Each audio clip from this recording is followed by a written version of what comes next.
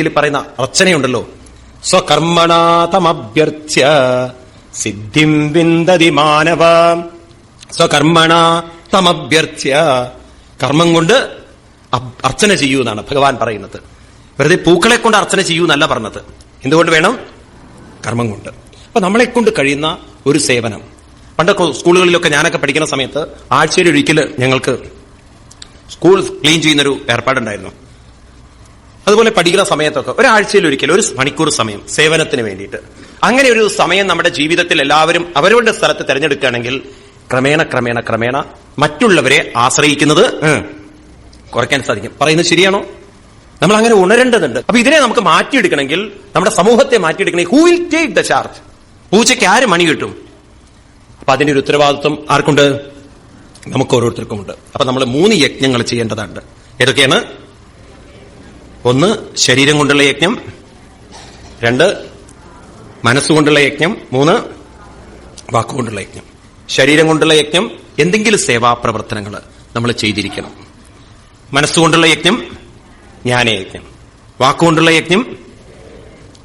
മനസ്സിലാവുന്നുണ്ടല്ലോ നിങ്ങൾക്ക്? ഇങ്ങനെ നമ്മൾ യജ്ഞത്തിനെ ആധുനിക ഈ കാലഘട്ടത്തിനനുസരിച്ച് ഭാഗവതത്തിൽ എന്താണോ പറഞ്ഞിരിക്കുന്നത്, നമ്മുടെ ഈ ഭഗവാൻ കൃഷ്ണൻ എന്താണോ പറഞ്ഞിരിക്കുന്നത്, അതിനനുസരിച്ച് നമ്മൾ കോർഡിനേറ്റ് ചെയ്യാൻ ശ്രമിച്ചു കഴിഞ്ഞാൽ നമ്മളെ ഉയർത്താൻ നമുക്ക് സാധിക്കും. അല്ലെങ്കിലോ എന്നും പരാതികളും വിഷമങ്ങളും ദുഃഖങ്ങളുമായി ജീവിതം കൊണ്ടു നടക്കാൻ സാധിക്കും. ഭാര്യയും ഭർത്താവായിട്ട് ഒരുമിച്ച് ജീവിച്ചാലും ഒരിക്കലും ഒരു അണ്ടർസ്റ്റാൻഡിംഗ് ഉണ്ടായിക്കൊള്ളുന്നില്ല. അതുപോലെ തന്നെ സമൂഹത്തിൽ എവിടെ ജീവിച്ചാലും സുരക്ഷിതത്വം ഉണ്ടായിക്കൊള്ളുന്നില്ല. ഇതൊന്നും ഒരു മാറ്റം വരുത്തണം. അത് വഴിയുള്ളൂ. ഇപ്രകാരം യജ്ഞം എന്നുള്ള വാക്കിനെ നമ്മൾ മനസ്സിലാക്കി. ഇപ്പൊ യജ്ഞം എന്ന് പറഞ്ഞാൽ കൂട്ടായ സഹകരണത്തോടുകൂടിയിട്ടുള്ള പ്രവർത്തനത്തെയാണ് എന്ത് പറയാ? എടുക്കുകയും വേണം, കൊടുക്കുകയും വേണം. അങ്ങനെ നമ്മളെല്ലാവരും ഉത്തരവാദിത്വം. നമ്മളൊരു കണ്ണികളാണ്. നമ്മൾ ഒറ്റയ്ക്കാണെന്ന് വിചാരിക്കരുത്. ശരീരം പ്രകൃതിയുടെ ഒരു ഭാഗമാണ്. മനസ്സോ ആരുടെ ഭാഗമാണ്? ഭഗവാന്റെ ഭാഗമാണ്. അപ്പൊ നമ്മൾ എവിടെയാണ് ഇതില്? നമ്മൾ വാസ്തവത്തിൽ എവിടെയില്ല. നമ്മുടേതെന്ന് പറയുന്ന ഒരു സാധനം ഇതിനകത്തില്ലേ? ശരീരം നിങ്ങളുടെയാണോ? ആണോ? നിങ്ങൾ കേമായിട്ട് പറയുന്നത് എന്റെയാണെന്നുള്ളത്. ശ്വാസം പോട്ടെ, പിന്നെ ആരവിടുന്ന് എടുത്ത് ഒഴിവാക്കുക നോക്കാലോ. നിങ്ങളെടുത്ത് ഒഴിവാക്കണത് കാണാലോ. നിങ്ങളെയാണെങ്കിൽ നിങ്ങളെടുത്ത് ഒഴിവാക്കിക്കൂടെ? നിങ്ങൾക്ക് പറ്റുമോ? ഇല്ല. നമ്മുടെ അല്ലത്. എന്നാ മനസ്സ് നമ്മുടെയാണോ? എന്നാ എത്ര നന്നായിരുന്നു. നമ്മൾ വിചാരിച്ച പോലെയൊക്കെയാണ് അത് പോകണമെങ്കിൽ. നമ്മൾ വിചാരിക്കുന്ന ഒരു കാര്യം അത് ചിന്തിക്കുന്നത് വേറെ എന്നാണ്. അതും നമ്മുടെയല്ല. ഇതിനെല്ലാം കൂടി ചേർന്നൊരു സാധനമാണ് ഞാൻ എന്ന് പറയുന്നത്. അപ്പൊ നമ്മൾ ഈ ഞാനിനെ എന്ത് ചെയ്യണം? ഇതിനെ നമ്മൾ സമർപ്പിക്കണം. ആർക്ക് സമർപ്പിക്കണം? ഭഗവാനെ സമർപ്പിക്കണം. ഈ ഞാൻ എന്ന് പറയുന്ന മനസ്സിനെ സമർപ്പിക്കാൻ. അതിനാണ് ഈ യജ്ഞത്തിലുണ്ടല്ലോ, ഹോമം ചെയ്യുന്ന സമയത്ത് മന്ത്രം ചൊല്ലുമ്പോ ഇതെടുത്തു പറയും. ഉദാഹരണത്തിന് ഓം ഇന്ദ്രായ സ്വാ. പിന്നെ പറയുന്നൊരു വാക്കെന്താണെന്നറിയോ? ഇതെന്ന മമ. ഇതെന്ന മമ എന്ന് പറഞ്ഞാൽ ഇതെന്റെയല്ല, ഇതെന്റെയല്ല. ഇത് പിന്നെ ആരുടെയാണ്? ഏതെന്റെയല്ല? ഈ മനസ്സ്, ഈ സമർപ്പിക്കുന്ന മനസ്സ് എന്റെയല്ല, ഇത് അങ്ങയുടേതാണ്, ഇത് അങ്ങയുടേതാണ്. ഇങ്ങനെ പറഞ്ഞുകൊണ്ട് ഇതെന്റെയല്ല, ഇത് അങ്ങയുടേതാണ്.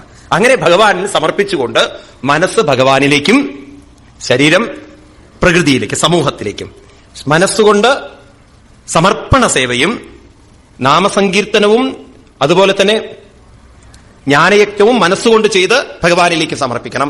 ശരീരം കൊണ്ട് സേവനം ചെയ്ത് അതിനെ പ്രകൃതിയിലേക്ക് സമർപ്പിക്കണം. അങ്ങനെ നമ്മൾ ജീവിതം കൊണ്ടു നടക്കാൻ സാധിച്ചാൽ ശരീരം കൊണ്ടും നമുക്ക് യജ്ഞം ചെയ്യാം, വാക്കുകൊണ്ടും യജ്ഞം ചെയ്യാം, മനസ്സുകൊണ്ടും യജ്ഞം ചെയ്യാം. വേണ്ടതാണോ ഇത്? വേണ്ടതാണോ? നമ്മളൊരു മാറ്റം വരുത്തണ്ടേ? അല്ലെങ്കിൽ വളരെ വഴിതെറ്റിയിട്ടല്ലേ പോകുന്നത്? ജ്യോത്സ്യന്മാർ അതിലേറെ വഴിതെറ്റിക്കുന്നുണ്ട്. അല്ലെങ്കിൽ വിഷമത്തോടു കൂടിയിട്ടാണ് ഓരോ ആൾക്കാർ അവിടെ ചെല്ലുന്നത്. അവിടെ ചെല്ലുന്ന സമയത്ത് തന്നെ അവർ കൂടുതൽ പ്രശ്നങ്ങൾ ഉണ്ടാക്കി കൊടുക്കുക ചെയ്യുന്നത്. പലരും ഒരാള് ജ്യോത്സ്യരെടുത്ത് എന്നപ്പം തന്നെ പറഞ്ഞു, നോക്കൂ സാമ്പത്തികമായിട്ടുള്ള ബുദ്ധിമുട്ട്, ആ ബുദ്ധിമുട്ട്, ഈ ബുദ്ധിമുട്ടൊക്കെ പറഞ്ഞപ്പോ പറഞ്ഞു വളരെ വിഷമാണല്ലോ ജ്യോത്സ്യരെ, എങ്ങനെയൊക്കെ പോയി കഴിഞ്ഞാൽ ജീവിതം മുന്നോട്ട് പോവോ? പറഞ്ഞു അങ്ങനെയൊന്നും വിഷമിക്കേണ്ട, ഒരു 1.5 വർഷം കൂടി അനുഭവിച്ചാൽ മതിയെന്ന്. പിന്നെയോ അത് കഴിഞ്ഞാൽ ശീലമായിക്കൊള്ളുന്നു. ഞാൻ പറഞ്ഞതല്ലേ നിങ്ങളടുത്ത്, പിന്നെ ശീലമായിക്കൊള്ളുന്നു. ഇതാണ് ലോകം എന്ന് പറയുന്നത്. പിന്നെ അവര് അനുഭവിക്കുന്നേ വഴിയുള്ളൂ, അനുഭവിക്കുന്നേ വഴിയുള്ളൂ. അപ്പൊ അതിനൊക്കെ നമ്മൾ മാറ്റിയെടുക്കണം മനസ്സിനെ. ഇപ്രകാരം യജ്ഞം എന്നുള്ളതിനെ വിശദീകരിച്ചിട്ട് അങ്ങനെ ഇവിടെ കഥ പറഞ്ഞു. ഭഗവാൻ ഏത് രൂപത്തിൽ അവതരിച്ചു? വരാഹ രൂപത്തിൽ അവതരിച്ചു. ആ വരാഹത്തിനെ എല്ലാവരും നമസ്കരിച്ചതിന് ശേഷം ഇനി കഥ പറയാണ്. ഭഗവാൻ വരാഹരൂപമായിട്ട് അവതരിച്ച് ഹിരണ്യാക്ഷനെ വധിച്ചല്ലോ. ആരാണ് ഈ ഹിരണ്യാക്ഷൻ എന്ന് പറയുന്ന പാർട്ടി? നിഷമ്യ കൗഷാരവിനോപവർണിതം ഹരേ കഥം കാരണസൂകരാത്മനാം പുനഃസപപ്രച്യുത ബുദ്ധ്യാഞ്ജലീന ചാതിതപ്തോ വിദുരോ ധൃതവ്രതാം വിദുര ഉവാചാം തേനൈവതു മുനിശ്രേഷ്ഠ ഹരിണാ യജ്ഞമൂർത്തിനാം ആദിദൈത്യോ ഹിരണ്യാക്ഷ ഹതൈത്യനുശുശ്രമാം. ഞാൻ അങ്ങയിൽ നിന്ന് കേട്ടു, ഭഗവാൻ യജ്ഞമൂർത്തിയെ അവതരിച്ച് ഹിരണ്യാക്ഷനെ വധിച്ചു എന്ന് അങ്ങ് പറയണ്ടായി. ഭഗവാൻ എപ്പോഴാണ് ചെയ്തത്? ചോദ്ധരദക്ഷോണിം സുരംഷ്ടാഗ്രേണ ലീലയ ദൈത്യരാജസ്യ ബ്രഹ്മൻ കസ്മാൽ ഹേതോ രപുൻവൃഥ. ഭഗവാൻ ഭൂമിയെ ഉയർത്തിക്കൊണ്ടുവരുന്ന സമയത്ത് ആ ഹിരണ്യാക്ഷനെ ഭഗവാൻ വധിച്ചു എന്നുള്ള കഥ കാര്യം അങ്ങ് പറഞ്ഞു. പക്ഷെ വിസ്തരിച്ച് പറഞ്ഞില്ല. അതെനിക്ക് വിസ്തരിച്ച് പറഞ്ഞു തരൂ.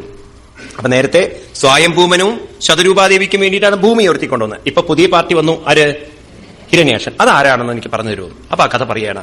സാധുവീരത്വയാ പൃഷ്ടം അവതാര കഥാം ഹരേ യത്വം പൃച്ഛസി മർത്യാനം മൃത്യുപാശ വിഷാദനിം യോത്താനവത പുത്രോ മുനീനാഗീതയാർഭക മൃത്യോകൃത്യൈവ മുഗ്ര്യംഗ്രിം മാരുരോഹ ഹരേ പദം.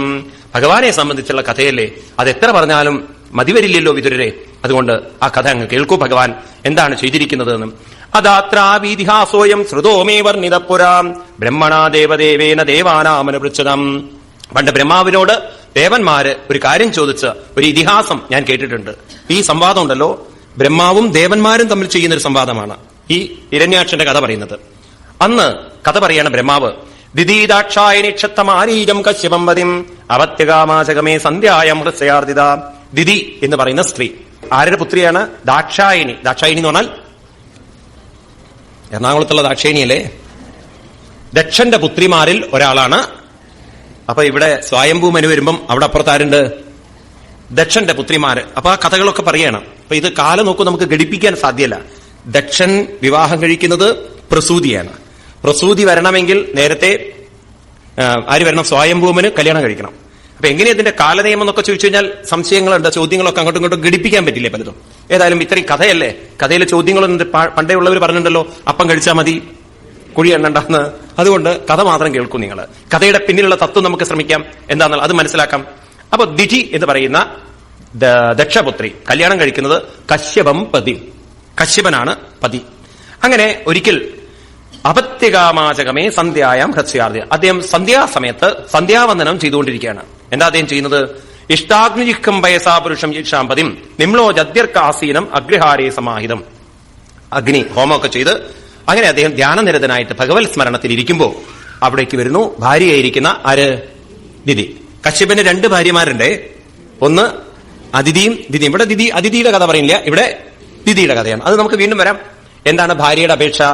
യേശമാം ത്വത്കൃതേ വിദ്വൻ കാമാത ശരാസന ദുനോദിതീനാം വിക്രമ്യ രംഭാമിവ മതംഗജാം. ഭർത്താവിനോട് പറയുന്നു, മഹാത്മാവേ, എന്നെ കാമദേവൻ ഉള്ളിലിരുന്നു കൊണ്ട് വല്ലാതെ കാമാത്ത ശരാസന, വല്ലാതെ എന്നെ പീഡിപ്പിക്കണോ, എന്നെ വല്ലാതെ അസ്വസ്ഥമാക്കണോ. അതുകൊണ്ട് ഒരു ആനയെന്ന പോലെ കുലുക്കുന്നു എന്നെ. അതുകൊണ്ട് അങ്ങ് എന്നെ ഒന്ന് അനുഗ്രഹിക്കണം. തദ്ഭവാൻ ദഹ്യമാനായം സഭക്തീനാം സമദ്ദിപി പ്രജാപതീനം ഭദ്രം തേ മയ്യായുക്താമനുഗ്രഹം. എന്നെ ഒന്ന് സഹായിക്കണം, അനുഗ്രഹിക്കണം. എന്റെ കാമപീഡയെ ഒന്ന് ശമിപ്പിക്കണം. എനിക്കൊരു പുത്രനെ കിട്ടണം. അതിനു വേണ്ടിയിട്ടായിരിക്കും എനിക്ക് തോന്നൽ വന്നിട്ടുണ്ടാവുക. അതുകൊണ്ട് അവിടുന്ന് എനിക്ക് എന്റെ ആഗ്രഹം സാധിപ്പിച്ചു തരണം. എന്നിട്ട് പറയുന്നു, ഭർത്തര്യാപ്തോരുമാനാം ലോകാനാവിശദേശാം പതിർഭവദ്വിദോയാസം പ്രജയാനനുജായതേ. ഭർത്താവ് തന്നെയാണല്ലോ പുത്രരൂപത്തിൽ പത്നിയിലൂടെ വരുന്നത്.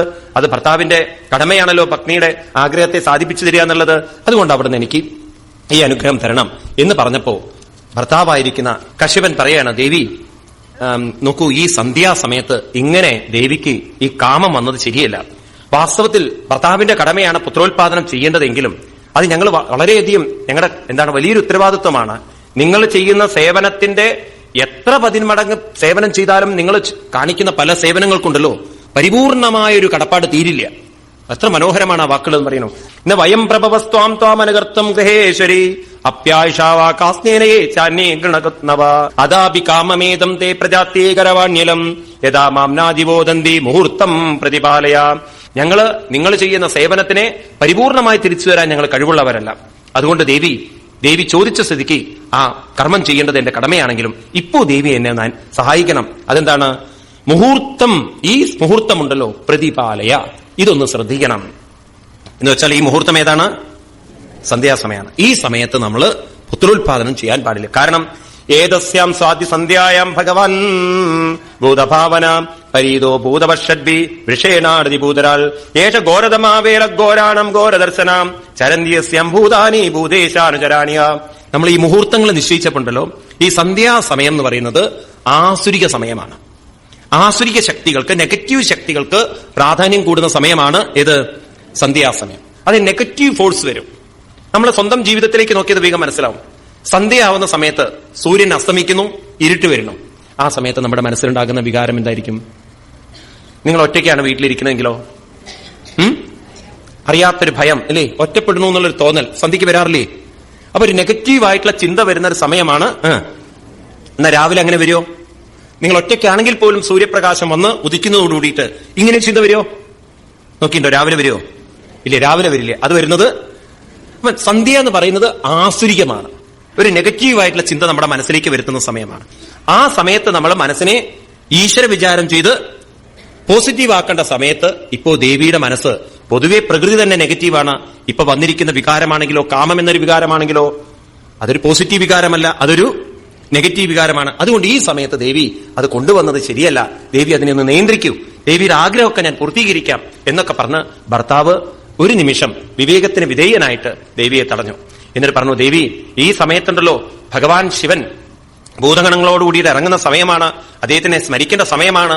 അതുകൊണ്ട് ദേവി വേണ്ടാത്ത വിചാരങ്ങളൊക്കെ മനസ്സിൽ നിന്ന് മാറ്റിവെക്കൂ. ഇതൊക്കെ പറഞ്ഞിട്ടും ആ ദേവി എന്ത് ചെയ്തു? സൈവം സംവദിതേ ഭർത്ത മന്മതോന്മതിനേന്ദ്രിയാം ജഗ്രാഹവാസോ ബ്രഹ്മക്ഷേ വിഷളീവഗതത്രപാം. ലജ്ജ വിട്ടുകൊണ്ട് ജഗ്രാഹവാസോ, വാസം എന്ന് പറഞ്ഞാൽ വസ്ത്രം, ആ ഭർത്താവിന്റെ വസ്ത്രം പിടിച്ചു വലിച്ചു. അതായത് മന്മതോൻ മതിതേന്ദ്രിയ, മനസ്സിലെ മതം നിയന്ത്രിക്കാൻ ആർക്ക് സാധിച്ചില്ല? ദിദീദേവിക്ക് സാധിച്ചില്ല. കാമത്തെ നിയന്ത്രിക്കാൻ ദിദിക്ക് സാധിച്ചില്ല. ഭർത്താവാണെങ്കിലോ, ഇന്നത്തെ ഭർത്താവാണെങ്കിൽ ആകർഷണമുണ്ടാവുന്നത്, ആദ്യം തോന്നലുണ്ടാവും, പിന്നീട് ആകർഷണമുണ്ടാവും. ആകർഷണം പിന്നീട് ഒരു എന്തായി മാറും? അഫെക്ഷനായി മാറും, ഒരു അടുപ്പമായി മാറും. അടുപ്പത്തിൽ നിന്നും കൂടുതൽ ഡിസയർ ഉണ്ടാവുന്നു. അങ്ങനെ നമ്മൾ അറ്റാച്ച്മെന്റിലേക്ക് വന്നു. ഇതിനെയാണ് ഭാഗവതം മഹാമോഹമെന്നും മോഹമെന്നും തമസെന്നും അജ്ഞതയെന്നൊക്കെ വിളിക്കുന്നത്. നേരത്തെ നമ്മൾ കണ്ടുവല്ലോ ഇതെല്ലാം.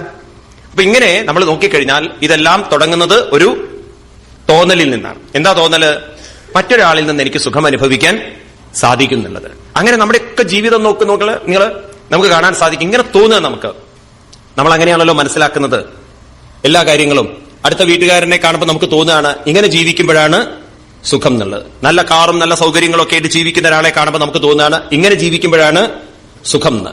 അങ്ങനെ നമ്മൾ തോന്നി എന്തുണ്ടായി? നമ്മുടെ സുഖം എന്ന് പറയുന്നത്, സൗഭാഗ്യം എന്ന് പറയുന്നത് നാളെ ഞാൻ എന്തോ നേടിയാലാണ് സുഖം എന്നുള്ളത്. അങ്ങനെ നമ്മുടെ സുഖത്തിനെ സൗഭാഗ്യത്തിനെ നമ്മൾ ഭാവിയിലേക്ക് വെച്ചു. സുഖം ഇപ്പോ നമ്മുടെ കൂടെ ഇല്ല. എന്തൊക്കെയോ എനിക്ക് നേടിയെടുക്കാനുണ്ട്, എന്തൊക്കെയോ എനിക്ക് കൈവരിക്കാനുണ്ട്, എന്തൊക്കെയോ എന്റെ കൂടെ ഉണ്ടാവാനുണ്ട്. ഇതൊക്കെ കിട്ടിയാൽ സുഖമായതാണ്. അങ്ങനെ ഓരോരുത്തരും അത് നേടിയെടുക്കാനാണ് പ്രയത്നിച്ചുകൊണ്ടിരിക്കുന്നത്. നാളെ എന്തോ സംഭവിക്കുമ്പോഴാണ് സൗഭാഗ്യമെന്ന് കരുതിയാൽ നിങ്ങൾ കാലത്തിന്റെ പരിധിയിൽപ്പെട്ടു. നിങ്ങളുടെ സുഖത്തെയും സന്തോഷത്തെയും നിങ്ങൾ കാലത്തിൽ വെച്ചു കൊടുത്തു. എന്നാൽ നിങ്ങൾ അറിയുന്നില്ല, ഈ തോന്നലുകളൊക്കെ ഉണ്ടാകുമ്പോഴും നമ്മൾ അറിയുന്നില്ല, കാലാതീതമായൊരു സത്യത്തിലാണ് നാം ഓരോരുത്തരും ഇരിക്കുന്നത് എന്നുള്ളത്. എവിടെ ഇരിക്കുന്നത്? കാലാതീതമായൊരു സത്യത്തിലാണ് ഇരിക്കുന്നത്. നമ്മൾ ആരും അറിയുന്നില്ല. ഇത് ഏതൊരു നിമിഷം നമ്മൾ മനസ്സിലാക്കിയോ, നമ്മുടെ സുഖവും നമ്മുടെ സൗഭാഗ്യവും നാളെ എന്തോ സംഭവിക്കുമ്പോഴല്ല ഉണ്ടാവുന്നത്. ഇപ്പോൾ ഈ നിമിഷം എന്റെ ജീവിതത്തിൽ സുഖവും സൗഭാഗ്യവുമുണ്ട്. കാരണം എന്റെ കൂടെ ആരുണ്ട്? ഭഗവാനാണുള്ളത്. ഇതിലും വലിയ നേട്ടം വേറെ ഒന്നുമില്ലല്ലോ. ബാക്കിയുള്ള നേട്ടങ്ങളൊക്കെ തൽക്കാലം എന്റെ കയ്യിലുണ്ടാവാം, പക്ഷേ അതെനിക്കൊരു ദിവസം നഷ്ടപ്പെടും. ഇത് മനസ്സിലാക്കിയെടുക്കണമെങ്കിലോ ഗുരുവിന്റെ കൃപ തന്നെ വേണം, ആചാര്യന്മാരുടെ കാരുണ്യം തന്നെ വേണം, ശാസ്ത്രങ്ങളുടെ അനുഗ്രഹം തന്നെ വേണം. എവിടെയൊക്കെ ഭാഗവതത്തില് ഭഗവാൻ ഉപദേശം കൊടുക്കുമോ അവിടെയൊക്കെ പറയും എന്റെ അനുഗ്രഹം കൊണ്ട് അങ്ങേക്കിത് മനസ്സിലാവുന്നതാണ്. ഈ ഭാഗവതം തന്നെ പറയുമ്പം ശ്രീ ബ്രഹ്മർഷി പറയാണ്, അദ്ദേഹം പറയുന്നത് കരുണയാഹ പുരാണഗുഹ്യം, കാരുണ്യം കൊണ്ട് പറഞ്ഞു തരികയാണ്. അപ്പൊ അവരുടെയൊക്കെ കാരുണ്യമുണ്ടെങ്കിൽ നമുക്കിത് മനസ്സിലാവും. കാരണം നമ്മൾ കുട്ടിക്കാലം മുതലേ കേൾക്കുന്നത് നേരെ വിപരീതമാണ്. അന്ന് നമ്മൾ ഇതൊന്നുമല്ല കേട്ടിരിക്കുന്നത്. കാലാതീതനായ ശക്തി നമ്മളിലുണ്ട് നമ്മൾ കേട്ടിട്ടുണ്ടോ? ആ കാലാതീതനായിരിക്കുന്ന ശക്തി തന്നെയാണ് ഭഗവാൻ നമ്മൾ കേട്ടിട്ടുണ്ടോ? ഉണ്ടോ? അതിനെയാണ് നമ്മൾ നേടേണ്ടതെന്ന് ആരെയും പറഞ്ഞു തന്നിട്ടുണ്ടോ? നമ്മൾ കുട്ടിക്കാലം മുതലേ കേൾക്കുന്നത് അവൻ കല്യാണം കഴിച്ച് ഭാര്യയും മക്കളുമായിട്ട് സുഖമായിട്ട് ജീവിക്കണമെന്നാണ്. അവള് കല്യാണം കഴിച്ച് മക്കളുടെ കൂടെ സുഖമായിട്ട് ജീവിക്കണമെന്നാണ്. അപ്പൊ ഇത് കേൾക്കുമ്പോൾ നമുക്ക് മനസ്സിലാവണ സുഖം എന്ന് പറയുന്നത് എപ്പോഴാ വരിക? ഇതാ കുട്ടിക്കാലം മുതലേ കേൾക്കേണ്ടത്. അവളുടെ കല്യാണം കഴിഞ്ഞ് സുഖമായിട്ടിരിക്കണം. അവളോട് ചോദിച്ചാലേ വിവരം അറിയുള്ളൂ, അത് വേറെ കാര്യം. അതുപോലെ അവനോട് ചോദിച്ചാലേ സംഗതി എന്താണെന്ന് അറിയുള്ളൂ. പക്ഷെ പറയുന്ന സമയത്ത് പറയാ അവള് കല്യാണം കഴിഞ്ഞ് സുഖമായിട്ടിരിക്കണമെന്ന്. ഇതല്ലേ പറയാ? ഇങ്ങനെ നമ്മൾ കുട്ടിക്കാലത്തെ കേട്ട് കേട്ട് ഉറപ്പിച്ചപ്പോ നമുക്ക് തോന്നി കല്യാണം കഴിഞ്ഞാലേ അവിടെ കൊണ്ടും ആവണില്ല, കുട്ടികൾ ഉണ്ടായാലേ സുഖാവുള്ളൂ. ഇതുപോലെ വിഡ്ഢികളായിട്ടുള്ള നമ്മൾ തിരിച്ചറിയുന്നില്ല നാം ആരുടെയൊക്കെ കൂടെ ജീവിക്കുന്നതോ അവരൊക്കെ മരിക്കുക എന്നുള്ളത് പ്രകൃതിയുടെ സ്വഭാവമാണ്. നമ്മൾ തിരിച്ചറിയുന്നില്ല. മരണം എന്നുള്ളത് പ്രകൃതിയുടെ ഭാഗമാണ്. നമ്മൾ തിരിച്ചറിയുന്നില്ല.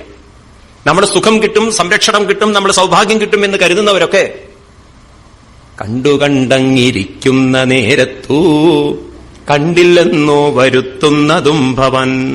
ഇത്രയുള്ളൂ പ്രകൃതി. ഒരു നിമിഷം കൊണ്ട് താളം തെറ്റിക്കാൻ ആർക്ക് സാധിക്കും? നമ്മുടെ കണക്കുകൂട്ടൽ തെറ്റിക്കാൻ. അപ്പൊ നമ്മുടെ ജീവിതം മറ്റൊരാൾ ഉള്ളത് കൊണ്ടാണ്, ഒരു വസ്തു ഉള്ളത് കൊണ്ടാണ് എന്ന് നമ്മൾ തെറ്റിദ്ധരിച്ച് ജീവിച്ചാൽ നാം ആരുടെയൊക്കെ പിന്നിലാണ്, ആരെയൊക്കെ പുറകിലേറ്റിക്കൊണ്ടാണോ പോകുന്നത്, അതൊക്കെ നമുക്ക് വേദനകളും വിഷമങ്ങളും ദുഃഖങ്ങളും തരേണ്ടതാണ്. കാരണം പ്രകൃതി അതാണ്. മാറിക്കൊണ്ടിരിക്കുന്ന പ്രകൃതിയിൽ നിന്ന് സുസ്ഥിരമായൊരു സുഖവും സന്തോഷവും കണ്ടുപിടിക്കാൻ സാധ്യമല്ല. അപ്പൊ പിന്നെ എന്താ വേണ്ടത്? മനസ്സിനെ നമ്മൾ ആരിലേക്ക് തിരിക്കണം? ഭഗവാനിലേക്ക് തിരിക്കണം. അതിന് ഏത് ഭഗവാനിലേക്ക്? അത് നമ്മൾ ശാസ്ത്രങ്ങൾ മനസ്സിലാക്കണം. ഭഗവാൻ എന്ന് പറയുന്നത് നമ്മളെ ഓരോരുത്തരെയും ഈ നിമിഷം ഇവിടെ നിലനിർത്തുന്ന ശക്തി തന്നെയാണ് എന്ന് മനസ്സിലാക്കിക്കൊള്ളണം. മനസ്സിനെ എങ്ങനെയൊക്കെയാണ് നീ അങ്ങോട്ട് കൊണ്ടുവരേണ്ടത്? അതിനുള്ള വഴികളാണ്. ആദ്യത്തെ വഴിയാണ് ഭാഗവതം പറഞ്ഞു തരുന്ന യജ്ഞഭാവനയിലുള്ള ജീവിതം. യജ്ഞം എന്നുള്ളത് എടുക്കുകയും കൊടുക്കുകയുമാണ് പ്രകൃതിയുടെ പൊതുവെയുള്ള സ്വഭാവം. അപ്പൊ ഒരു സഹകരണമുണ്ട് ഇവിടെ. എടുക്കുകയും കൊടുക്കുക എന്നുള്ള ഒരു സഹകരണം. ഇനി നമ്മൾ ഹോമകുണ്ഡത്തിലേക്ക് നോക്കിക്കഴിഞ്ഞാലും അവിടെയും ഇതൊക്കെ തന്നെയാണ്. സാധനങ്ങളൊക്കെ എടുക്കുന്നു, അത് അഗ്നിയിലേക്ക് കൊടുക്കുന്നു, എന്നിട്ട് അതിൽ നിന്നുള്ള പ്രസാദം സ്വീകരിക്കുന്നു, അത് പങ്കുവെക്കുന്നു. ഈ പ്രകൃതി എന്ന് പറയുന്നത് പങ്കുവെക്കലാണ്, ഡിസ്ട്രിബ്യൂഷനാണ് പ്രകൃതി. അപ്പൊ ഈ ഡിസ്ട്രിബ്യൂഷനുള്ള പ്രകൃതിയിൽ നാം ആ ഡിസ്ട്രിബ്യൂഷനെ ഡിസ്റ്റർബ് ചെയ്യുമ്പോഴാണ് ഇവിടുത്തെ ജീവിതത്തിന്റെ താളം തെറ്റുന്നത്. അപ്പൊ ഡിസ്ട്രിബ്യൂട്ട് ചെയ്തുകൊണ്ടേ പോയി കഴിഞ്ഞാൽ പ്രശ്നങ്ങൾ എവിടെയില്ല. ഉണ്ടോ? പുഴ ഇങ്ങനെ നിരന്തരം ഒഴുകിക്കൊണ്ടിരുന്നാൽ പ്രശ്നങ്ങളില്ല. നാം അതിനെ കെട്ടി നിർത്തി നമ്മുടെ ആവശ്യങ്ങൾക്ക് വേണ്ടി കാര്യങ്ങൾ നടത്തുമ്പോൾ പിന്നെ അത് പ്രശ്നങ്ങൾ ഉണ്ടാക്കുന്നു. പിന്നീട് അത് ഭൂകമ്പങ്ങളിലേക്കും മറ്റും. ഒരു വശത്ത് നമുക്ക് കുടിക്കാൻ വെള്ളം വേണം, പക്ഷെ നമുക്ക് ഭൂകമ്പങ്ങൾ ഉണ്ടാക്കാൻ അതിന് മാറി നിൽക്കാൻ പറ്റില്ല. കാരണം പ്രകൃതിയിൽ ദുർബലങ്ങളായിട്ടുള്ള ഭാഗങ്ങൾ ഉണ്ടായിരിക്കാം. അപ്പൊ നമ്മുടെ സുഖത്തിന് വേണ്ടി നാം എവിടെയൊക്കെ പ്രകൃതിക്ക് തടസ്സങ്ങൾ സൃഷ്ടിക്കുന്നുണ്ടോ അതൊക്കെ നമുക്ക് പിന്നീടൊരു ദുരന്തങ്ങളായിട്ട് മാറുന്നുണ്ട്. ഉണ്ടല്ലോ? അപ്പൊ നമുക്ക് ഇതിനെയൊന്നും ഇനി മാറ്റാൻ പറ്റില്ല. പറ്റുമോ? കുടിക്കാൻ വെള്ളം വേണമെങ്കിൽ ഡാമുകൾ വേണം. നമുക്കൊന്നും മാറ്റാൻ പറ്റില്ല. അപ്പൊ ഈ യുഗത്തിൽ നമ്മൾ ഏത് തരത്തിലുള്ള യജ്ഞങ്ങളാണ് ചെയ്യേണ്ടത്? അത് നമ്മൾ നോക്കിക്കഴിഞ്ഞാൽ ഭഗവാൻ പറയും 3 തരം യജ്ഞങ്ങളുണ്ട്. ഒന്നാമത്തെ യജ്ഞത്തെ ഭഗവാൻ ദ്രവ്യയജ്ഞം എന്ന് പറയും. ഇന്ന് അതിനെ നമ്മൾ കർമ്മയജ്ഞം എന്ന് പേരിടണം. കർമ്മത്തിലൂടെ ചെയ്യുന്ന യജ്ഞം. ശരീരം കൊണ്ട് ചെയ്യുന്ന യജ്ഞം ശാരീരികം എന്ന് പേരിടാം. രണ്ടാമത്തെ യജ്ഞം വാക്കുകളിലൂടെയുള്ള യജ്ഞം, വാക്കുകൊണ്ട് ശബ്ദം കൊണ്ടുള്ള യജ്ഞം. മൂന്നാമത്തെ യജ്ഞം മനസ്സുകൊണ്ടുള്ള യജ്ഞം. ഏത് കർമ്മത്തിനും ഇത് 3 വേണം. ഏത് 3? ശരീരം വേണം, വാക്കുകൾ വേണം, മനസ്സ് വേണം. ശരീരം കൊണ്ടുള്ള യജ്ഞം എന്ന് പറയുമ്പോൾ പൊതുവെ ഇന്ന് നമുക്ക്, പ്രത്യേകിച്ച് ഇപ്പോഴും നമ്മുടെ നാട്ടില് പഴയ ആചാരങ്ങളിൽ നിന്ന് മുഴുവൻ വിട്ടിട്ടില്ല. ഇപ്പോഴും നമുക്കൊരു വീട് ഉണ്ടാക്കുന്ന സമയത്ത് ആദ്യം നമ്മൾ ഗണപതി ഹോമം ചെയ്തിട്ടാ തുടങ്ങുക, അല്ലെ? അതൊരു ഹോമാണ്. അതുപോലെ യാഗങ്ങൾ, ഇപ്പോഴും സോമയാഗങ്ങളും മറ്റുള്ള യാഗങ്ങളൊക്കെ നടക്കുന്നുണ്ട് പലയിടത്തും. ഈ യാഗങ്ങളൊക്കെ ഇതാണോ വാസ്തവത്തിൽ പ്രകൃതിയെ പ്രശ്നങ്ങളിൽ നിന്ന് മുക്തമാക്കുക? ആണോ? ഇങ്ങനെയുള്ള യാഗങ്ങളെ കൊണ്ട് പ്രകൃതിയിലെ പ്രശ്നങ്ങൾ പരിഹരിക്കപ്പെടുമോ? അന്തരീക്ഷത്തിൽ കുറെ മാറ്റങ്ങൾ വരുത്താൻ സാധിക്കും, ഇല്ല എന്ന് പറയാൻ പറ്റില്ല. നിങ്ങൾ അതിനെക്കുറിച്ച് മനസ്സിലാക്കിയിട്ട് വരില്ല. ഈ ഹോമം ചെയ്യുന്ന സമയത്ത് അതിനുപയോഗിക്കുന്ന ചമതകളും മറ്റു സാധനം ഉണ്ടല്ലോ, പ്ലാസിന്റെ കമ്പുകളൊക്കെ ഉണ്ടല്ലോ, അത് നെയ്യിൽ മുക്കിക്കൊണ്ട് ഹോമകുണ്ഡത്തിലേക്ക് ഇടുന്ന സമയത്ത് അതിന്ന് കുറെ പുകകൾ വരും. അതുപോലെ നെയ്യ് ഒഴിച്ച് ഹോമകുണ്ഡത്തിലേക്ക് ഒഴിക്കുമ്പം അതിന്ന് വേപ്പർ വരും, വിയർപ്പ് തുള്ളികൾ വരും.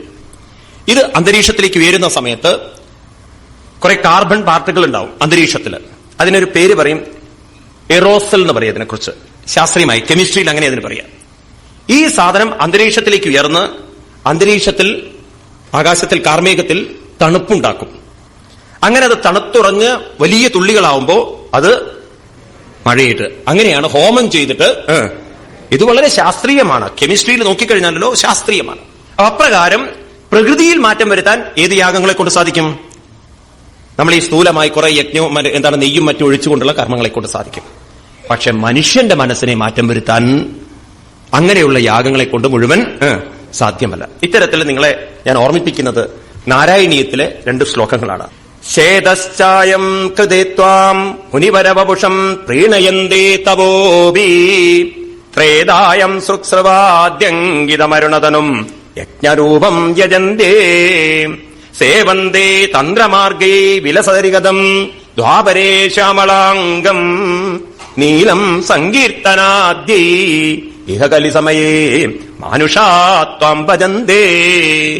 വളരെ ലളിതമാണ് ഈ സംസ്കൃതം മനസ്സിലാക്കാൻ, അത്ര വലിയ പ്രയാസമൊന്നുമില്ല.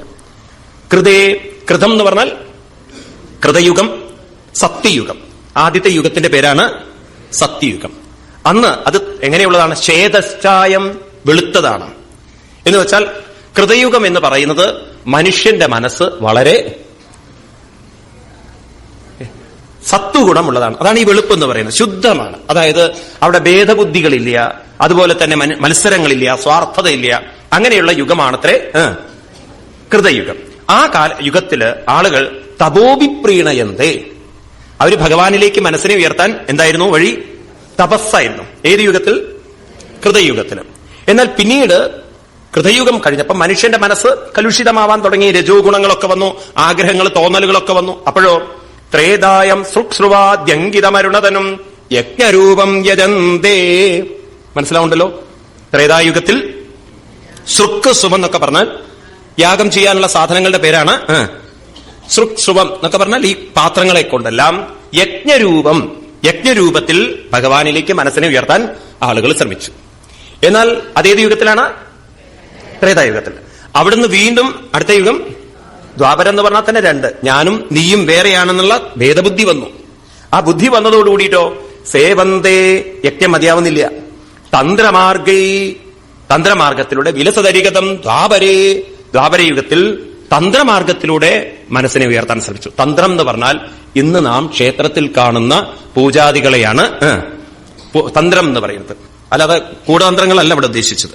അപ്പൊ പൂജാദികളിലൂടെ ഇപ്പൊ നമ്മൾ കാണിക്കുന്ന വീടുകളിലൊക്കെ ചെയ്യുന്ന ഹോമങ്ങളുണ്ടല്ലോ, തന്ത്രത്തിലൂടെ ചെയ്യുന്നത്, അതൊക്കെ ഏത് യുഗത്തിലുള്ള ആളുകളാ ചെയ്തിരുന്നത്? ദ്വാപരയുഗത്തിൽ. എന്നാൽ ഈ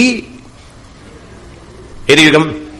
കലിയുഗത്തിൽ നീലം സങ്കീർത്തനാദ്യൈഹ കലിസമയേ മാനുഷാത്വം ഭജന്തേ. കലിയുഗത്തിൽ അങ്ങനെ അങ്ങയുടെ ആ പരമതത്വത്തിലേക്ക് മനസ്സിനെ ഉയർത്താൻ എന്താ വഴി? സങ്കീർത്തനമാണ്. എന്ന് വെച്ചാൽ നാമസങ്കീർത്തനമാണ്. അപ്പൊ എന്താ ഈ കലിയുഗത്തിൽ ഇത്തരത്തിലുള്ള പൂജകളെ കൊണ്ടൊന്നും കാര്യമില്ലേ? പരിപൂർണമായി പറഞ്ഞാൽ കാര്യങ്ങൾ കുറവാണ്. എന്തുകൊണ്ടാണ് കാര്യങ്ങൾ കുറവെന്ന് പറയുന്നത്? കാരണം വസ്തുക്കൾക്ക് ശുദ്ധി ഉണ്ടാവില്ല. അത് നമ്മൾ നോക്കിയാൽ തന്നെ കാണാം. നാം ഉപയോഗിക്കുന്ന ഓരോ വസ്തുക്കൾക്കും പണ്ടത്തെ ശുദ്ധിയുണ്ടോ? നിങ്ങളുടെ കുട്ടിക്കാലത്ത് നിങ്ങൾ കാണാറുണ്ട്, നിങ്ങളുടെ മുതിർന്നവരാരെങ്കിലും ശബരിമലയ്ക്ക് പോകുന്ന സമയത്ത് അമ്മയെല്ലാം കുളിച്ച് പശുവിനെ കറന്ന് അമ്മ തന്നെ കടഞ്ഞെടുത്ത നെയ്യാണ് കൊണ്ടുപോകുന്നത്. ഇന്നിപ്പോ അതുപോലെ പറ്റുമോ? ഇന്ന് പേരൊക്കെ പാലാണെന്നുള്ള ദൈവത്തിന് മാത്രമേ അറിയുള്ളൂ. സാധനങ്ങൾ എടുത്ത് നോക്കൂ. പണ്ടത്തെ പോലെ ചാണകം മെഴുകിയിട്ട് നമ്മുടെ വീട്ടിൽ ഇനി അങ്ങനെയുള്ള കാര്യങ്ങളൊക്കെ നടക്കുവോ? ഒരു പൂജ നടക്കുന്ന സമയത്ത് അതിന്റേതായിട്ടുള്ള ശുദ്ധിയും പവിത്രതയാണെന്ന് സൂക്ഷിച്ച പോലെ ഇന്ന് നടക്കുവോ? ഇല്ല. വസ്തുക്കൾക്ക് ശുദ്ധി കുറഞ്ഞു. ഈ കലിയുഗത്തിൽ വസ്തുവിന് ശുദ്ധി പോവും, വ്യക്തിക്ക് ശുദ്ധി പോവും, അത് കഴിഞ്ഞ് ഈ സ്ഥലത്തിന്റെ ശുദ്ധിയും കുറഞ്ഞു വരും. അപ്പോഴോ അതുകൊണ്ട് കലിയുഗത്തിൽ ഏറ്റവും ശ്രേഷ്ഠമായ മാർഗം നാമസങ്കീർത്തനമാണ്. അതുകൊണ്ടായിരിക്കാം ഭഗവാൻ ഗീതയിലേക്ക് വരുമ്പോ അവിടെ ഭഗവാൻ പറയുന്ന യജ്ഞമുണ്ടല്ലോ, അതേത് യജ്ഞമാണ്? യജ്ഞാനാം ജപയജ്ഞോസ്മി. ഭഗവത്ഗീതയിലെ 10-ാം അധ്യായത്തിൽ ഭഗവാൻ തന്റെ വിഭൂതി പറയുമ്പോ യജ്ഞങ്ങളിൽ വെച്ച് അപ്പൊ ഒരു യജ്ഞം നമുക്ക് മനസ്സിലായി. വാക്കുകൊണ്ട് ചെയ്യുന്ന യജ്ഞം എന്ന് പറയുന്നത് ജപയജ്ഞമാണ്. ഇനി രണ്ടാമത്തെ ഒരു യജ്ഞം എന്ന് പറയുന്നത് ഭഗവാൻ പറയും ഗീതയിൽ വീണ്ടും 4-ാം അധ്യായത്തിൽ പറയും, നമുക്ക് മനസ്സിനെ ഉയർത്തണമെങ്കിൽ യജ്ഞം എന്ന് പറഞ്ഞാൽ തന്നെ മനസ്സിനെ ഉയർത്തലാണ്. ആധ്യാത്മിക രീതിയിൽ യജിക്കുക എന്ന് പറഞ്ഞാൽ സമർപ്പിക്കുക എന്നർത്ഥം. യജ്ഞം എന്നുള്ളതിന്റെ മറ്റൊരർത്ഥം യജ്ഞം ചെയ്യുക എന്ന് പറഞ്ഞാൽ മനസ്സിനെ സമർപ്പിക്കലാണ്. അഗ്നിയിലേക്ക് നെയ്യൊഴിക്കുന്ന പോലെ മനസ്സിനെ സമർപ്പിക്കണം. ആർക്ക് സമർപ്പിക്കണം? എവിടെ നിന്നാണോ മനസ്സ് വന്നിരിക്കുന്നത് അതിലേക്ക് സമർപ്പിക്കണം. മനസ്സ് എവിടുന്നാ വന്നത്? ഉള്ളിൽ നിറഞ്ഞിരിക്കുന്നൊരു ചൈതന്യത്തിൽ നിന്ന്, ഭഗവാനിൽ നിന്നാണെങ്കിൽ ഭഗവാനിലേക്ക് മനസ്സ് സമർപ്പിക്കുന്ന യജ്ഞത്തിനെ ഭഗവാൻ വിളിക്കുന്നത് ജ്ഞാനയജ്ഞം എന്നാണ്. അത് ജ്ഞാനയജ്ഞമാണ്. അതായത് മനസ്സിനെ അതിലേക്ക് സമർപ്പിക്കണം എന്നുണ്ടെങ്കിൽ നമുക്ക് ജ്ഞാനം കൂടിയേ കഴിയുള്ളൂ. അതല്ലേ ശങ്കരാചാര്യസ്വാമികൾ പറഞ്ഞത്, കുരുതേ ഗംഗാസാഗരഗമനം വ്രതപരിപാലനമദവാദാനം ജ്ഞാനവിഹീന സർവമതേന മുക്തിം ഭജതി ന ജന്മശതേന. മുക്തിം ന ഭജതി, മുക്തി കിട്ടാൻ പോകുന്നില്ല. ആർക്ക്? വെറുതെ ഗംഗയിൽ കുളിച്ച് അവിടെ ഇവിടെയും കുറെ കർമ്മങ്ങളും പൂജകളും ചെയ്തതുകൊണ്ട് മാത്രം മുക്തി കിട്ടാൻ പോകുന്നില്ല. അതിനെന്ത് വേണം? ജ്ഞാനം വേണം. അപ്പൊ രണ്ടാമത്തെ യജ്ഞം എന്തായി? ജ്ഞാനയജ്ഞമായി. മൂന്നാമത്തെ യജ്ഞം, ഈ ശരീരം തിരിച്ചെങ്ങോട്ടാ പോകുന്നത്? പഞ്ചഭൂതങ്ങളിലേക്ക്, പ്രകൃതിയിലേക്ക്. ഈ ശരീരം കൊണ്ട് ചെയ്യുന്ന യജ്ഞത്തിനെയാണ് നാം സേവ എന്ന് പറയുന്നത്.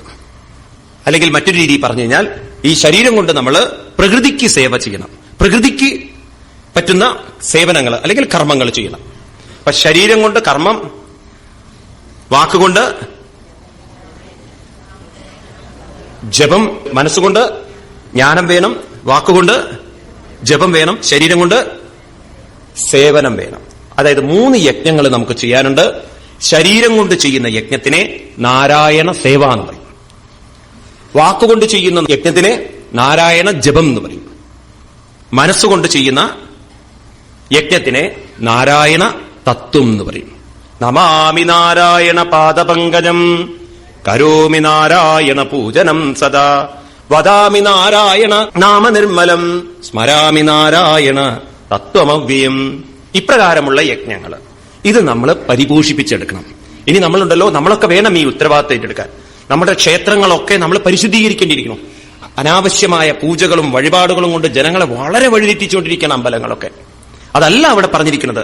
പൂജകളെ കൊണ്ട് പ്രശ്നങ്ങൾ പരിഹരിക്കാൻ സാധിക്കുമായിരുന്നു എങ്കിൽ ഭട്ടതിരിപ്പാട് ഒരിക്കലും പറയരുതായിരുന്നു നാമസങ്കീർത്തനം എന്ന്, അല്ലേ? ഈ പൂജകളും കാര്യങ്ങളൊക്കെ ഏത് യുഗത്തിന്റെയാണ്?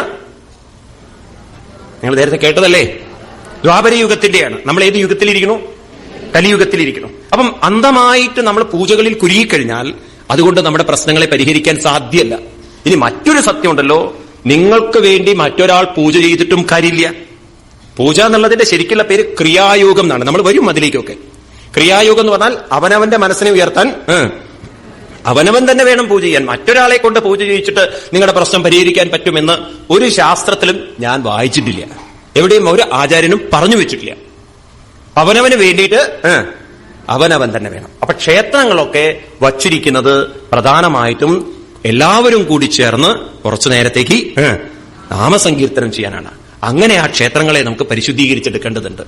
സോയം കാലേയകാലം ജയതി മുരരിപോ എത്ര സങ്കീർത്തനാദ്യേ നിർയജ്ഞേവ മാർഗേ അഖിലദർജൻ തൽപ്രസാദം ഭജന്തേ ജാതാത്രേതാകൃതോ അഭിഹികിലം കലോ സംഭവം കാമയന്തേ ദേവാ തത്രൈവ ജാതൻ വിഷയവിഷയരസൈ മാ വിഭോ വഞ്ചയാസ്മൻ സോയം കാലോയ കാലം ജയതിര്. ഭഗവാനെ, യുഗങ്ങളിൽ വെച്ച് ഏറ്റവും നല്ല ശ്രേഷ്ഠമായൊരു യുഗമാണ് ഇത് കലിയുഗം എന്ന് പറയുന്നത്. കാരണം എന്താണ്? സങ്കീർത്തനാദി നിർയജ്ഞേവ മാർഗേ. എളുപ്പമായ സങ്കീർത്തനത്തിലൂടെ തന്നെ മനസ്സിനെ കുറച്ചു നേരത്തേക്ക് അതിലേക്ക് ഉയർത്താം. എല്ലാവരും കൂടി ചേർന്നിരിക്കുമ്പോൾ നമുക്ക് എത്ര ഒരു അനുഭൂതിയാണത്. അപ്രകാരം മനസ്സിനെ ഉയർത്താൻ സാധിക്കും. അതുകൊണ്ട് ഭഗവാനെ, അതിനെനിക്ക് പ്രസാദം, അനുഗ്രഹം ഉണ്ടാവണേ. ത്വൽപ്രസാദം ഭജന്തേ. ഇനി ഭട്ടതിരിപ്പാട് പറയുന്നു, ജാതാ ത്രേതാകൃതോ അഭി.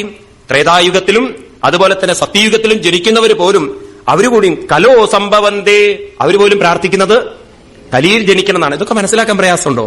അപ്രകാരം കലിയിൽ ജനിക്കണേന്നാണ്. അതുകൊണ്ട് ഭഗവാനെ, ദൈവാ തത്രൈവ ജാതൻ, ഈ കലിയുഗത്തിൽ ജനിച്ചിട്ട്, ഭാഗ്യവശാൽ ജനിച്ചിട്ട്, വിഷയരസൈ മാ വിഭോ വഞ്ചയാസ്മൻ, എന്നെ അങ്ങയിൽ നിന്നും ഒരിക്കലും അകറ്റരുത് ഗുരുവായൂരപ്പ. അപ്പൊ ഈ കലിയുഗത്തിൽ നമ്മൾ ചെയ്യേണ്ടത് എന്താണ്? നാമസങ്കീർത്തനമാണ്. ഭാഗവതം അവസാനിപ്പിക്കുന്നതും നാമസങ്കീർത്തനത്തിന്റെ മഹിമ പറഞ്ഞുകൊണ്ടാണ്. നാമസങ്കീർത്തനം യസ്യ സർവപാപ പ്രണാശനം പ്രണാമോ ദുഃഖശമന തം നമാമി ഹരിം പരം. നാമസങ്കീർത്തനമാണ്. അപ്പൊ നാമസങ്കീർത്തനം എന്നൊരു യജ്ഞം നമ്മളെല്ലാവരും എവിടെ വെച്ച് ചെയ്യണം? നമ്മുടെ ക്ഷേത്രങ്ങളിൽ വെച്ച് ചെയ്യണം. എന്നാൽ പിന്നെ വേണ്ടാത്ത ആചാരങ്ങൾ അനാചാരങ്ങളൊക്കെ കുറെ കുറഞ്ഞു കിട്ടും. നമ്മളൊക്കെ ശ്രമിക്കൂ അതിന് വേണ്ടിയിട്ട്. അങ്ങനെ ഒരു ആയിരിക്കണം. നമ്മുടെ ഹിന്ദു സംസ്കാരം ഉണ്ടല്ലോ, ഒരു പരിവർത്തനം വരണം. മറ്റുള്ള മതസ്ഥരത്ത് നമ്മൾ ഏറെ പഠിക്കാനുണ്ട്. ഞാൻ ഇക്കാര്യത്തിലുണ്ടല്ലോ, നിങ്ങൾ മറ്റുള്ള രാജ്യങ്ങളിൽ പോകുമ്പോൾ നിങ്ങൾ മനസ്സിലാവും. ഇപ്പൊ മുസ്ലിം കൺട്രികളിലൊക്കെ നിങ്ങൾ പോയി കഴിഞ്ഞാൽ വെള്ളിയാഴ്ച ഉച്ച എന്നുള്ളൊരു സമയം ഉണ്ടെങ്കിൽ ഒരാളെ നിങ്ങൾ റോട്ടിൽ കാണില്ല. കാണോ? ഇപ്പൊ ഞായറാഴ്ചകളിൽ നിങ്ങൾ നോക്കൂ, കേരളത്തിൽ തന്നെ ക്രിസ്ത്യൻ സമൂഹത്തിന്റെ ഇടയിൽ എത്ര ഐക്യമുണ്ട് അവർക്ക്. എന്നാൽ നമ്മുടെ ഹിന്ദുക്കൾ എന്ന് പറയുന്നത് ജന്തുക്കളാണ്. ആരും നമ്മൾ അങ്ങനത്തെ ഒരു വർഗ്ഗമാണ്. അപ്പോഴേക്കും നമുക്ക് ജാതി ആ സ്പിരിറ്റായി, ഈ സ്പിരിറ്റായി, മറ്റേ സ്പിരിറ്റായി, വേണ്ടാത്ത ബോർഡുകളും എല്ലാ പ്രശ്നങ്ങളുമായി, ഇങ്ങനെയൊക്കെ ഒരു സംസ്കാര ശൂന്യമായി കൊണ്ടിരിക്കുകയാണ് നമ്മുടെ ആ സംസ്കാരം. അതിൽ നിന്ന് നമ്മൾ മാറ്റിയെടുക്കണം. അപ്പൊ ആഴ്ചയിൽ ഒരിക്കൽ എന്ത് വേണം? അമ്പലങ്ങളിൽ നമ്മൾ കുറച്ച് പേര്, 10 പേര് കൂടിയാൽ മതി, അതെങ്കിലും അങ്ങനെ ചെയ്യാം. അങ്ങനെ നമ്മൾ പരിശീലിക്കുക. ഇങ്ങനെ നമ്മൾ അന്തരീക്ഷത്തെ പരിശുദ്ധീകരിക്കണം. ഈ മന്ത്രങ്ങളെ കൊണ്ടുള്ള ശബ്ദങ്ങളെ കൊണ്ട് വളരെ പരിശുദ്ധീകരിക്കാൻ സാധിക്കും. കാരണം ഈ പ്രപഞ്ചം വികസിക്കുന്നത് തന്നെ ശബ്ദത്തിലൂടെയാണ്. ശ്രദ്ധിക്കണേ നിങ്ങൾ, 2 ശക്തികളാണ്, പ്രാണശക്തികളാണ് കൂട്ടി അടിച്ചിട്ട് ഇവിടെ രൂപങ്ങളായി തീർന്നതെന്ന് പറഞ്ഞു. അതായത് ഒരു ദുർബല ശക്തിയും ഒരു ശക്തിയുള്ള ശക്തിയും തമ്മിൽ, പ്രാണശക്തികൾ തമ്മിൽ ഏറ്റുമുട്ടുമ്പോൾ അതിൽ നിന്ന് ഘർഷണമുണ്ടാകുമ്പോൾ അഗ്നി ഉണ്ടാവുന്നു. അഗ്നിയുടെ കൂടെ ശബ്ദവും ഉണ്ടാവും. അഗ്നിയിൽ നിന്ന് രൂപങ്ങൾ വികസിക്കുന്നു. ഒരു ബീജവും അണ്ടവും കൂട്ടിമുട്ടുന്ന സമയത്ത് അതിലുമുണ്ടായിരിക്കാം ഒരു ശബ്ദം, നമുക്ക് കേൾക്കാൻ പറ്റില്ല എന്ന് മാത്രം. അതിലുമുണ്ടൊരു അഗ്നിയുടെ സ്ഫുരണം. അത് രണ്ടും ചേരുന്ന സമയത്ത് രൂപമുണ്ടാവുന്നു. രൂപങ്ങൾക്കെല്ലാം നാമവും ഉണ്ടാവുന്നു. അപ്പൊ ഈ പ്രപഞ്ചം ഉണ്ടാവുന്നത് തന്നെ, രൂപങ്ങൾ ഉണ്ടാവുന്നത് തന്നെ നമ്മൾ ആകാശത്തിലേക്ക് നോക്കി എളുപ്പം മനസ്സിലാവും.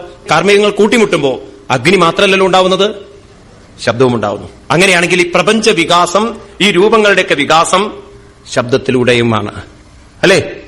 അപ്പൊ ശബ്ദത്തിന് ശുദ്ധീകരിക്കാനും സാധിക്കും, ശബ്ദത്തിന് താഴ്ത്താനും സാധിക്കും. ഭേദബുദ്ധികൾ ഉണ്ടാക്കി മനുഷ്യന്റെ മനസ്സിനെ അലോസരപ്പെടുത്താനും ശബ്ദത്തിന് സാധിക്കും. ശപിക്കുന്നതും ശബ്ദം കൊണ്ടാണ്, അനുഗ്രഹിക്കുന്നതും ശബ്ദം കൊണ്ടാണ്. ഒരു ദശരഥ മഹാരാജാവിനെ കൈകേയി തളർത്തുന്നതും ശബ്ദം കൊണ്ടാണ്. എന്നാൽ ദശരഥ മഹാരാജാവിന് സമാധാനം കൊടുത്തുകൊണ്ട്, സത്യം പാലിച്ചുകൊണ്ട് ശ്രീരാമൻ പറയുന്നതും ശബ്ദം കൊണ്ടാണ്. ആണോ അല്ലയോ? അപ്പൊ ശബ്ദം കൊണ്ട് നമുക്ക് ഉയർത്താനും സാധിക്കും, ശബ്ദം കൊണ്ട് നമുക്ക് തളർത്താനും സാധിക്കും. നാമസങ്കീർത്തനം കൊണ്ട് അന്തരീക്ഷം പരിശുദ്ധീകരിക്കാൻ പറ്റില്ലേ? അങ്ങനെ നമുക്ക് സമൂഹത്തോട് ഒരു ബാധ്യത ഉണ്ടാവണം. ആഴ്ചയിൽ ഒരിക്കൽ ഞാൻ എവിടെ പോകണം? അമ്പലത്തിൽ പോയി. എന്തിനു വേണ്ടി പോകണം? വേണ്ടാത്തതൊന്നും പ്രാർത്ഥിക്കാനല്ല, ഒരു ഭാഗത്തിരുന്ന് നാമസങ്കീർത്തനം. ഇത്തരം കാര്യങ്ങളുണ്ടല്ലോ നമ്മൾ നോർത്ത് ഇന്ത്യക്കാരെ കണ്ട് പഠിക്കണം. അവർക്ക് ഈ കാര്യത്തിൽ നമ്മളെപ്പോലെ അന്ധമായ പൂജകളും വഴിപാടുകളും, അവിടെ ഈ ശത്രുസംഹാരം മുട്ട് ഇപ്പൊ അവരും തുടങ്ങിയിട്ടോ നമ്മളെ കണ്ടിട്ട്. എന്നാലും കുറെയൊക്കെ ഭേദമാണ്. അവർക്ക് ഇങ്ങനത്തെ പൂജകളൊന്നുമില്ല. കാരണം അവർക്ക് ഇടത്തട്ടുകാരില്ലല്ലോ, നേരെ പോയിട്ടാണല്ലോ അവരാണല്ലോ വിഗ്രഹത്തിലെല്ലാം വെക്കുന്നതൊക്കെ. നിങ്ങൾ പോയിട്ടുള്ളവർക്ക് അറിയാൻ പറ്റും അത്. അപ്പൊ അങ്ങനെയുള്ള അന്ധവിശ്വാസങ്ങൾ എന്നൊക്കെ നമ്മൾ ഉയരണം. ഇനി രണ്ടാമത്തത് ജ്ഞാനയജ്ഞമാണ്. അതിന് നമ്മുടെ ഗൃഹം നമ്മൾ ഉപയോഗിക്കണം. അപ്പൊ നമ്മുടെ വീട്ടിൽ ദിവസവും കുറച്ചു നേരം സത്സംഗങ്ങൾ ഉണ്ടാവണം. നമ്മളെ തൊട്ടടുത്തുള്ള വീട്ടുകാരോ എല്ലാവരും കൂടി ചേർന്ന് കുറച്ചു നേരം ഗീതയോ നാരായണീയമോ ഭാഗവതമോ. നമ്മൾ ഹിന്ദുക്കൾക്ക് എന്തിന്റെ ഒരു കുറവുണ്ട് നോക്കൂ, എത്ര ഗ്രന്ഥങ്ങളുണ്ട്. ശാസ്ത്രീയമായി ഒരു വരിയെങ്കിലും അതിന്റെ ശാസ്ത്രീയത മനസ്സിലാക്കാൻ സാധിച്ചാൽ നമുക്ക് വലിയൊരു മാറ്റം വീട്ടിലുള്ളവർക്ക് തന്നെ ഒരു വ്യത്യാസം വരുത്താൻ സാധിക്കും. ഒരേ അണ്ടർസ്റ്റാൻഡിംഗിലേക്ക് വരുത്താൻ സാധിക്കും. പ്രതീക്ഷകൾ കുറച്ചുകൊണ്ട് പരസ്പരമുള്ള അഡ്ജസ്റ്റ്മെന്റുകൾ കൂട്ടാൻ ജ്ഞാനത്തിലൂടെ സാധിക്കും. വ്യക്തി നന്നായാൽ ആര് നന്നായി? സമൂഹം നന്നായി. അപ്പൊ വ്യക്തികൾ നന്നാവണമെങ്കിൽ ജ്ഞാനത്തിലൂടെ മാത്രമേ സാധിക്കുകയുള്ളൂ. ഞാൻ മറ്റൊരാളിൽ നിന്ന് അമിതമായി പ്രതീക്ഷ വെച്ചാൽ അതെനിക്ക് കിട്ടിയിട്ടില്ലെങ്കിൽ ആ വ്യക്തിയോട് വെറുപ്പും വിദ്വേഷവും ഉണ്ടാവും. അതിന് പകരം അയാളിൽ നിന്ന് പ്രതീക്ഷകൾ ഇല്ലാതെ കുറയ്ക്കണമെങ്കിൽ ഞാൻ പ്രതീക്ഷിക്കുന്നതൊക്കെ എവിടുന്ന് കിട്ടണം? പ്രതീക്ഷിക്കുന്നത് എനിക്ക് കിട്ടണം. ആ പ്രതീക്ഷിക്കുന്നത് എനിക്ക് കിട്ടണമെങ്കിൽ എനിക്ക് വിവേകമുണ്ടാവണം. ഞാൻ അയാളിൽ നിന്ന് പ്രതീക്ഷിക്കുന്നത് അയാൾക്ക് തരാൻ സാധിക്കുന്നതും, ഞാൻ സ്നേഹം പ്രതീക്ഷിക്കുന്നത് അയാൾക്ക് സ്നേഹം തരാൻ സാധിക്കുന്നതും, ഞാൻ ശക്തി പ്രതീക്ഷിക്കുന്ന അയാൾക്ക് സാധിക്കുന്നതും അയാളിലിരിക്കുന്ന ഒരു ജീവന്റെ സാന്നിധ്യമുള്ളത് കൊണ്ടാണെങ്കിൽ അതേ സത്യം തന്നെയാണ് എന്നിലും ഇരിക്കുന്നതെന്ന് ജ്ഞാനത്തിലൂടെ മനസ്സിലാക്കി കഴിഞ്ഞാൽ മറ്റൊരാളിൽ നിന്ന് പ്രതീക്ഷിക്കുന്നത് കൂടെയാണോ കുറയാണോ ചെയ്യാം. മറ്റൊരാളെ ആശ്രയിക്കുന്നത് കൂടുതൽ നമ്മൾ ആരെ ആശ്രയിക്കാൻ തുടങ്ങും? ഭഗവാനെ. അപ്പൊ ജ്ഞാനം വേണ്ടേ? അപ്പൊ നമ്മുടെ വീട്ടിലൊക്കെ എന്ത് വേണം? ജ്ഞാനയജ്ഞം. വീട് നമുക്ക് അതിനു വേണ്ടി തന്നെ ഉപയോഗിക്കണം. അതിനെയാണ് ഭഗവാൻ അനികേതൻ എന്ന് പറയാ. ഭഗവത്ഗീതയിൽ പ്രയോഗമുണ്ട്, അനികേത സ്ഥിരമതി. തന്റെ വീടിനെ അനികേതനാക്കുന്നവൻ. അനികേതൻ എന്ന് പറഞ്ഞാൽ അർത്ഥം, നികേതം എന്ന് പറഞ്ഞാൽ വീട്. തന്റെ വീടിനെ അനികേതനാക്കുക. അനികേതൻ എന്ന് പറഞ്ഞാൽ വീടില്ലാത്തവനല്ല, വീടിനെ ആരിലേക്ക് ഉയർത്താൻ? ഭഗവാനിലേക്ക് ഉയർത്താനുള്ള ജ്ഞാനസമ്പാദത്തിന് വേണ്ടി ഉപയോഗിക്കുമ്പോൾ വീട് ശരിക്കും നമുക്കൊരു ഗുരുകുലമായി തീരുന്നു പറയാണ്. അങ്ങനെ നമ്മൾ മാറ്റിയെടുക്കണം. അങ്ങനെ സമാന മനസ്കരായിട്ടുള്ള ആളുകളെയൊക്കെ കൊണ്ടുവന്ന് ആ യജ്ഞത്തിന്റെ പേരാണ് ജ്ഞാനയജ്ഞം. അപ്പൊ എത്ര യജ്ഞങ്ങളായി? ജപയജ്ഞമായി, ജ്ഞാനയജ്ഞമായി. ഇതൊക്കെ നമ്മൾ അഭ്യസിക്കാൻ വേണ്ടി പറയുന്ന കാര്യം കേട്ടോ. ഇതാണ് നമ്മൾ അഭ്യസിക്കേണ്ടത്. ഏതുകൊണ്ടുള്ള യജ്ഞം? ശരീരം കൊണ്ടുള്ള യജ്ഞം. ഈ ശരീരത്തിനെ നമ്മൾ എത്ര പോഷിപ്പിച്ചാലും അവസാനം ഇത് പോവേണ്ടത് പ്രകൃതിയിലേക്കാണ്. അതുകൊണ്ട് പ്രകൃതിക്ക് വേണ്ടിയിട്ട് അല്പനേരം നമ്മുടെ ശരീരത്തെ നമ്മൾ ഉപയോഗപ്പെടുത്തുകയാണെങ്കിൽ അതിനെ പറയും കർമ്മയജ്ഞം. മറ്റൊരു രീതി ഞാൻ പറഞ്ഞു, നാരായണ സേവ. ഇതുകൊണ്ട് നമ്മൾ ചെയ്യാൻ പരിശീലിക്കണം എന്ന് പറഞ്ഞാൽ എന്താർത്ഥം? നാരായണ സേവ എന്ന് പറഞ്ഞാൽ ഇന്ന് നമ്മൾ വളരെയധികം ഇക്കാര്യത്തിൽ ഉണരേണ്ടിയിരിക്കണം. കാരണം ഉണ്ടല്ലോ, നമ്മളെ അത്രയും വഴിതെറ്റിക്കുന്ന ശക്തികളാണെന്നുള്ളത് സമൂഹത്തില്. രണ്ടു കൂട്ടരാണ് നമുക്ക് കൂടുതൽ പ്രശ്നങ്ങൾ ഉണ്ടാക്കിക്കൊണ്ടിരിക്കുന്നത് നമ്മുടെ പ്രത്യേകിച്ച് ഭാരതത്തില്. ഒന്ന്, ഭേദബുദ്ധി ഉണ്ടാക്കുന്നതിൽ വളരെ ശക്തരാണ് ഒന്ന് രാഷ്ട്രീയ പ്രവർത്തകർ. വളരെയധികം അവരുടെ ശക്തി ഇന്ന് കൂടിക്കൊണ്ടുവരികയാണ്. രണ്ടാമത്തതാണ് മതത്തിന്റെ പേരിലുള്ള ഭേദബുദ്ധി ഉണ്ടാക്കുന്നവർ. ആണോ അല്ലയോ? ചിന്തിക്കും നിങ്ങൾ. അത് മാറിയെടുക്കണമെങ്കിൽ നാം എല്ലാം കുറച്ചു നേരം നാരായണ സേവ ചെയ്യാൻ ശ്രമിക്കണം. അറ്റ്ലീസ്റ്റ് നമ്മുടെ സ്ട്രീറ്റിലെങ്കിലും അത്രയും ആളുകളില്ലേ, കുറച്ചാളുകളില്ലേ, ആ സ്ഥലത്തെങ്കിലും ആ റോഡ് വൃത്തിയാക്കുക, അവിടെ ചെറിയ ചെറിയ ചെടികൾ വെച്ച് പിടിപ്പിക്കുക. എന്തെങ്കിലും തരത്തിൽ എന്തൊക്കെ സേവനമാണോ അവിടെ ആവശ്യം അത് നമുക്ക് ചെയ്യാൻ സാധിച്ചാൽ, അസോസിയേഷൻ കാര്യങ്ങളൊക്കെ ഉണ്ടല്ലോ, ഈ ലോകം മുഴുവൻ നേരെയാക്കാൻ നമ്മൾ ശ്രമിക്കേണ്ട. ചുറ്റുപാട് ഏത് മതസ്ഥരുണ്ടായിക്കോട്ടെ, ഏത് ജാതിക്കാരുണ്ടായിക്കോട്ടെ, എല്ലാവരും കൂടി ചേർന്ന്, ഇനി അവരൊന്നും ഇറങ്ങിയിട്ടില്ലെങ്കിൽ നമ്മൾ ഇറങ്ങാൻ തയ്യാറായി കഴിഞ്ഞാൽ കുറെയൊക്കെ മാറ്റങ്ങൾ നമുക്ക് വരുത്താൻ സാധിക്കും.